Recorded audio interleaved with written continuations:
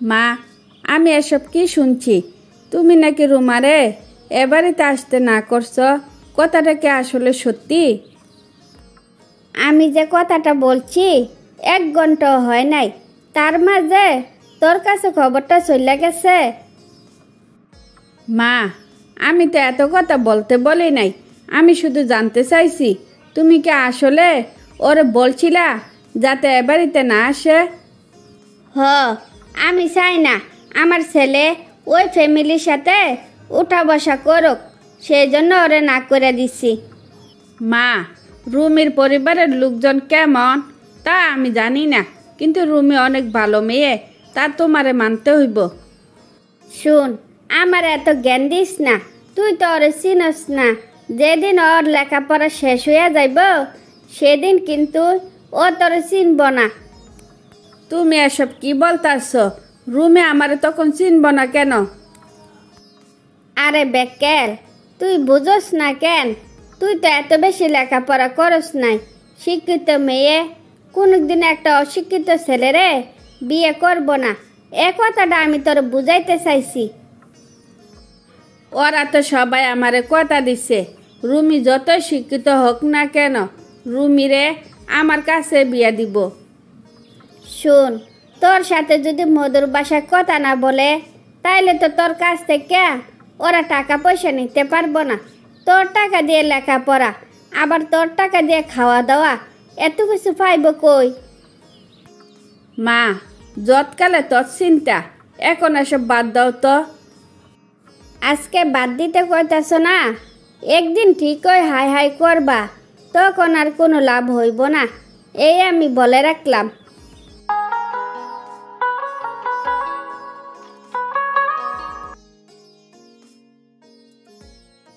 মিষ্টি, মা বলল তুই নাকি আমারে খুঁজছিলি, কি কিছু বলবি নাকি?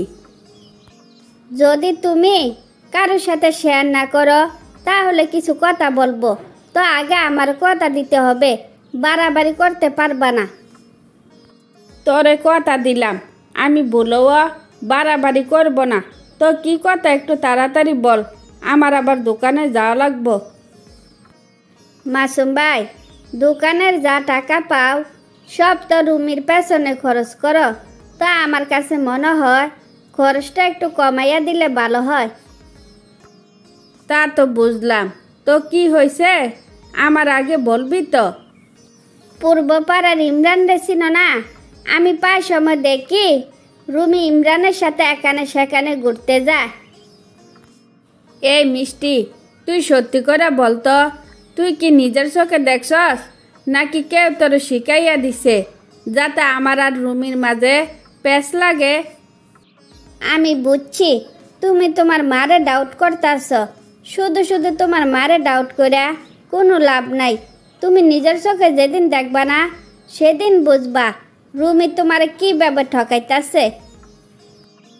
আমার টাকা দিয়ে ওরা আমি ইন্টার পাস করাইছি, ওই আমার সাথে এরকম একটা কাজ করব আজও আমার বিশ্বাস হইতেছে না। আরে ভাই, শুধু হয় না, ওর মা থেকে শুরু করে 14 গোষ্ঠী তোমার সাথে বেইমানি করব, তখনই তুমি বিশ্বাস করবা। শোন মিষ্টি, চোরের 10 দিন আর মালিকের 1 দিন, আজ থেকে ওরা আমি নজরে নজরে রাখবো। হাতে নাতে যেদিন ধরতে পারবো সেদিন ওর 2টা গালে 4টা থাপ্পড় দিব।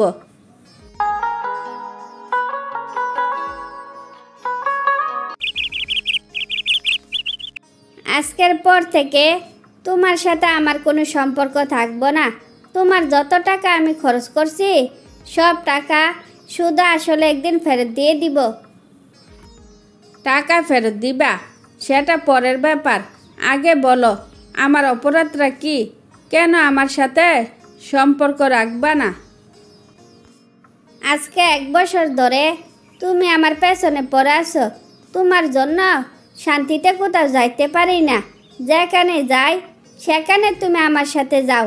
এখন এত সন্দেহ করো, তাহলে বাকি জীবন তুমি কি করবা তাকে একবার ভাবছ? আমি ভাবছি আমি তোমার পেছনে পড়ে থাকলে তুমি ইমরানের সাথে ঠিক মতো ঘুরতে যাইতে পারো না, তোমার ডিস্টার্ব হয়, তাই না? ও, তুমি তাহলে সব খবরে রাখো। সব কিছু যেহেতু জানিয়ে ফেলাইছ, তাইলে তো লুকাইয়া কোনো লাভ নাই। আমি জেনে শুনে একটা অশিক্ষিত ছেলেরে বিয়ে করতে পারবো না, সেই জন্য ইমরান রে আমি পছন্দ করছি। তুমি চলে গেছ, তাতে আমার দুঃখ নাই। আমি আমার মাকে গর্ব করে বলতাম, তুমি খুব ভালো মেয়ে। ভালো মেয়ের রূপ যে এত ভয়ঙ্কর, এটাও আমার জানা ছিল না। দুঃখ আমার একটে, তুমি আমার চিনলা না। যেদিন চিনবে সেদিন খুব আফসোস করবে।